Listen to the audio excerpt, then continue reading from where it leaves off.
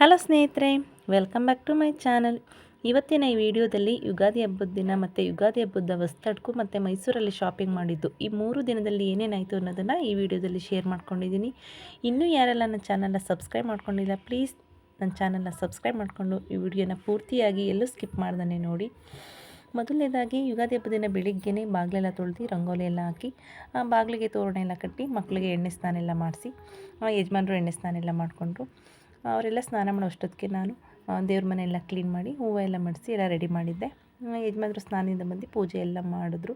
ಪೂಜೆ ಮಾಡಿಬಿಟ್ಟು ಮಕ್ಕಳು ಮತ್ತು ಯಜಮಾನರೆಲ್ಲ ದೇವಸ್ಥಾನಕ್ಕೆ ಹೋದರು.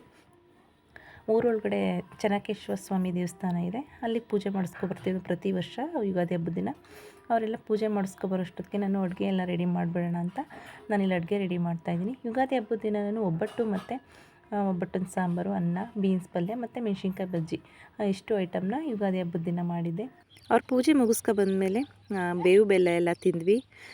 ಈ ವರ್ಷದಲ್ಲಿ ಕಷ್ಟ ಸುಖ ಎರಡೂ ಸಮವಾಗಿರಲಿ, ಕಷ್ಟ ಬಂದಾಗ ಕುಗ್ಗಬಾರ್ದು, ಸುಖ ಬಂದಾಗ ಇಗ್ಬಾರ್ದು ಅಂತ ಹೇಳಿ ಭಗವಂತ ಕಷ್ಟ ಸುಖ ಎರಡನ್ನೂ ಎದುರಿಸೋಂಥ ಶಕ್ತಿನ ನಮಗೆ ಕರುಣಿಸ್ಲಿ ಅಂತ ದೇವ್ರನ್ನ ನೆನೆಸ್ಕೊಂಡು ಬೇವು ಬೆಲ್ಲ ತಿಂದ್ವಿ. ನನ್ನ ಚಿಕ್ಕ ಮಗಳಂತೂ ಬೇವು ಬೆಲ್ಲ ತಿನ್ನೋಕ್ಕೆ ತುಂಬ ಕಷ್ಟಪಡ್ತಾಯಿದ್ಲು. ಅವಳಿಗೆ ಸ್ವಲ್ಪ ಜಾಸ್ತಿ ಬೆಲ್ಲ ಹಾಕಿ ಸ್ವಲ್ಪ ಬೇವಿನ ಚಿಗುರಾಕಿ ಕೊಟ್ಟೆ, ಆದರೂ ತುಂಬ ಕಹಿ ಕಣಮ್ಮ ಅಂತ ಹೇಳ್ತಾಯಿದ್ಲು. ಯಜಮಾನರೆಲ್ಲ ದೇವಸ್ಥಾನಕ್ಕೆ ಹೋಗಿ ಪೂಜೆ ಮಾಡಿಸ್ಕೊಬರೋ ಅಷ್ಟೊತ್ತಿಗೆ ಅಡುಗೆ ಎಲ್ಲ ರೆಡಿಯಾಗಿತ್ತು. ಅವರು ಪೂಜೆ ಮಾಡಿಸ್ಕೊಂಡು ಬಂದು ಊಟಕ್ಕೆ ಕೂತ್ಕೊಂಡ್ರು. ಎಲ್ಲರೂ ಒಟ್ಟಿಗೆ ಕೂತ್ಕೊಂಡು ಹಬ್ಬದ ಊಟ ಮಾಡಿದ್ವಿ. ಹಾಗೆಯೇ ಅವತ್ತು ಕಲರ್ಸ್ ಕನ್ನಡದಲ್ಲಿ ಶ್ರೀ ಮಂಜುನಾಥ ಮೂವಿ ಕೊಟ್ಟಿದ್ದರು. ಹಂಗೆ ಮೂವಿ ನೋಡ್ಕೊಂಡು ಟೈಮ್ ಪಾಸ್ ಮಾಡ್ತಾಯಿದ್ವಿ.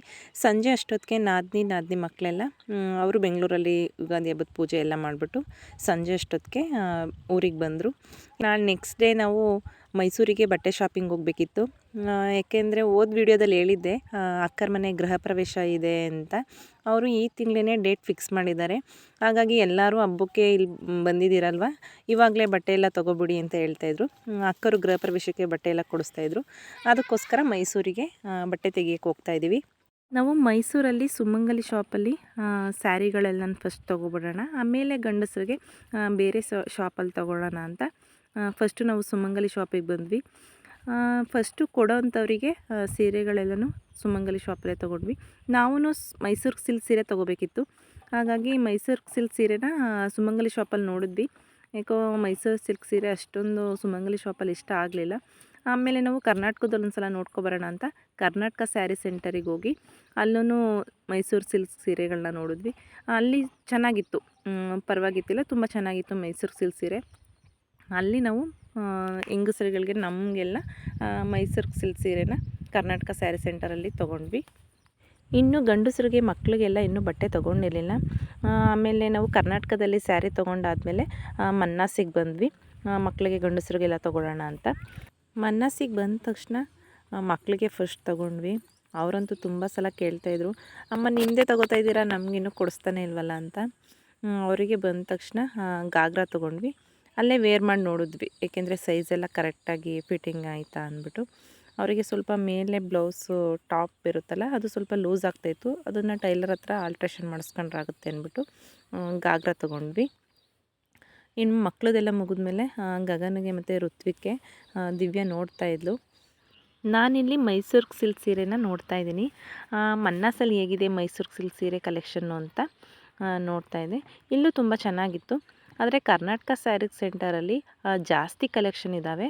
ಇಲ್ಲೂ ಪರವಾಗಿಲ್ಲ, ಆದರೆ ಅಲ್ಲಿ ಜಾಸ್ತಿ ಇದ್ದಾವೆ. ನಾವಲ್ಲಿ ತೊಗೊಂಡಿದ್ವಲ್ಲ, ಹಾಗಾಗಿ ಇಲ್ಲೇನೂ ತೊಗೊಳ್ಳಿಲ್ಲ. ಆದರೆ ನೋಡ್ತಾ ಇದ್ದೆ ನಾನು, ಇಲ್ಲೂ ಚೆನ್ನಾಗಿದೆಯಾ ಪರವಾಗಿಲ್ವಾ ಅಂತ. ಇದೆಲ್ಲ ನೋಡ್ತಾ ಇದ್ದೆ ನಾನು ಈ ಸೈಡು. ಆ ಕಡೆ ಸೈಡು ಯಜಮಾನ್ರು ಮತ್ತು ಮಂಜುಳಕ್ಕ ಗಂಡಸರಿಗೆ ಕೊಡುವಂಥವರಿಗೆ ಶರ್ಟ್ ಪೀಸು ಮತ್ತು ಪ್ಯಾಂಟ್ ಪೀಸ್ನ ಹರಿಸ್ತಾಯಿದ್ರು.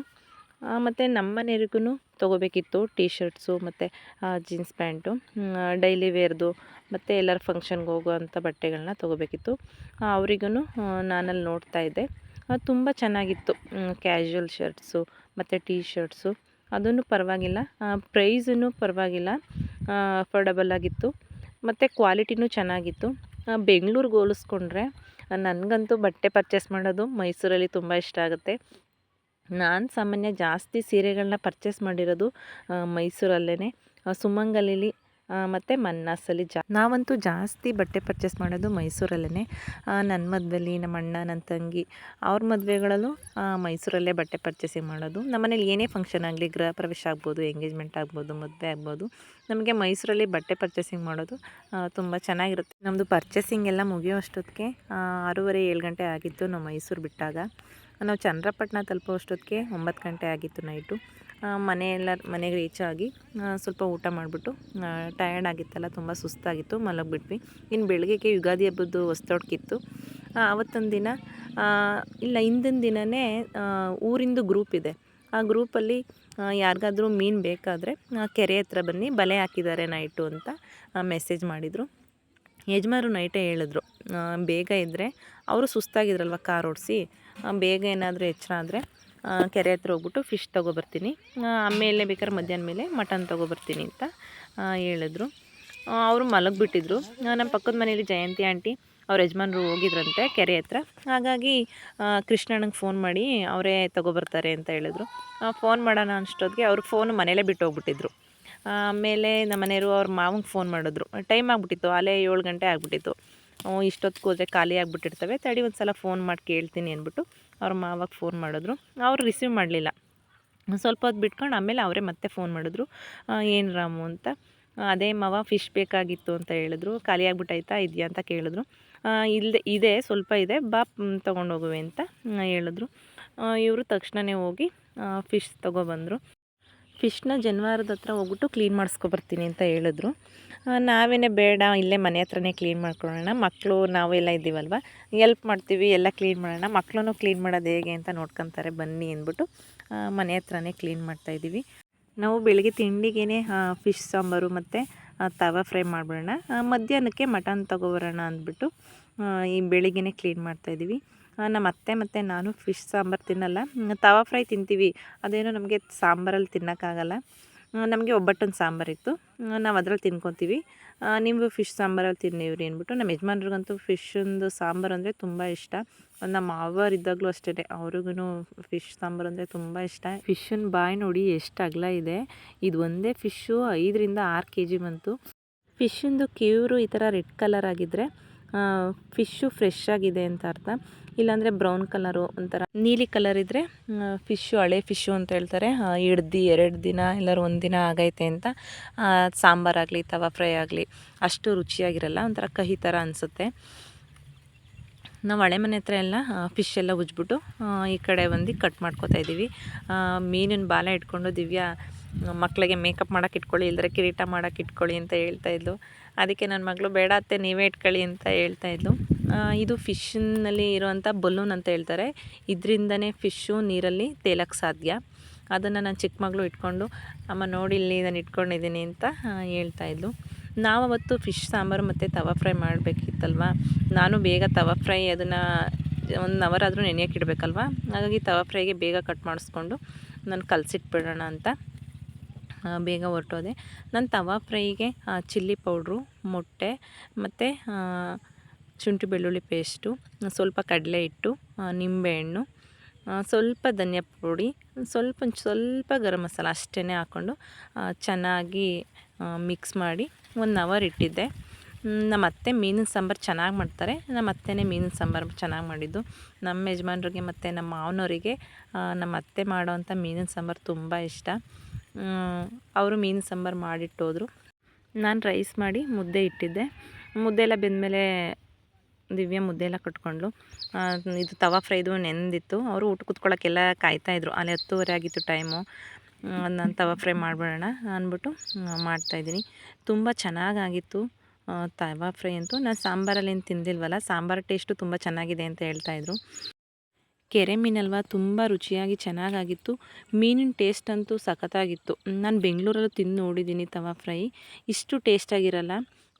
ಕೆರೆ ಮೀನು, ಊರ ಕಡೆ ಮೀನು ತುಂಬ ಚೆನ್ನಾಗಿರುತ್ತೆ. ನಾವು ಸಂಜೆ ಅಮ್ಮನ ಮನೆಗೆ ಹೋಗಬೇಕಿತ್ತು. ಯುಗಾದಿ ಹಬ್ಬಕ್ಕೂ ಹೋಗೋಕ್ಕಾಗಿರಲಿಲ್ಲ. ಅದಕ್ಕೇ ಹೊಸ್ತಡ್ಕಿಗಾದರೂ ಬನ್ನಿ ಅಂತ ಫೋನ್ ಮಾಡಿದರು. ಸಂಜೆಗೆ ಹೋಗೋಣ ಅಂತ ಅಂದ್ಕೊಂಡಿದ್ದೀವಿ. ಮತ್ತು ತವಾ ಫ್ರೈ ಎಲ್ಲ ರೆಡಿ ಆದಮೇಲೆ ಮಕ್ಕಳು, ಯಜಮಾನ್ರು, ಅತ್ತೆ, ನಾವು ಎಲ್ಲ ಜೊತೆಲೇ ಕೂತ್ಕೊಂಡು ಊಟ ಮಾಡಿದ್ವಿ. ನಾವೇನು ಫಿಶ್ ಸಾಂಬಾರು ತಿನ್ನಲಿಲ್ಲ, ಒಬ್ಬಟ್ಟಿನ ಸಾಂಬಾರಲ್ಲಿ ತಿಂದ್ವಿ. ಊಟ ಎಲ್ಲ ಆದಮೇಲೆ ಹೊರಗಡೆ ಹಂಗೆ ಕುತ್ಕೊಂಡು ಮಾತಾಡ್ತಾಯಿದ್ದೋ. ಮಕ್ಕಳೆಲ್ಲ ತುಂಬ ಶೆಕೆ ಅಂತ ಹೇಳ್ತಾಯಿದ್ರು. ಆಮೇಲೆ ಯಜಮಾನ್ರು ಬನ್ನಿ ತೋಟದೊಳಗಡೆ ಹೋಗೋಣ, ಗಾಳಿ ತಣ್ಣಗೆ ಬೀಸ್ತಾ ಇದೆ, ಅಲ್ಲಿ ಕೂತ್ಕೊಂಡ್ರೆ ಇನ್ನೂ ತಣ್ಣಗಾಗುತ್ತೆ ಅಂತ ಹೇಳಿದ್ರು. ಹಾಗಾಗಿ ಚಾಪೆ ಎಲ್ಲ ತೊಗೊಂಡು ನಾವು ತೋಟದೊಳಗಡೆ ಬಂದು ಕೂತ್ಕೊಂಡು ಮಾತಾಡ್ತಾಯಿದ್ದೋ. ಅಲ್ಲೇನೆ ಐಸ್ ಕ್ರೀಮ್ ಮಾರೋರು ಬಂದರು. ನಾವು ಐಸ್ ಕ್ಯಾಂಡಿ ತೊಗೊಂಡು ತಿನ್ಕೊಂಡು ಮಾತಾಡ್ತಾಯಿದ್ವಿ. ಫ್ರೆಂಡ್ಸ್, ಯುಗಾದಿ ಹಬ್ಬದ ದಿನ ಮತ್ತು ಹೊಸ್ತೊಡ್ಕು ಶಾಪಿಂಗು ಈ 3 ದಿನ ಏನೇನಾಯಿತು ಅನ್ನೋದನ್ನು ಈ ವಿಡಿಯೋದಲ್ಲಿ ಶೇರ್ ಮಾಡ್ಕೊಂಡಿದ್ದೀನಿ. ಪ್ಲೀಸ್ ನನ್ನ ಚಾನಲ್ನ ಇನ್ನೂ ಯಾರೆಲ್ಲ ಸಬ್ಸ್ಕ್ರೈಬ್ ಮಾಡ್ಕೊಂಡಿಲ್ಲ ನನ್ನ ಚಾನಲ್ನ ಸಬ್ಸ್ಕ್ರೈಬ್ ಮಾಡ್ಕೊಳ್ಳಿ. Thank you.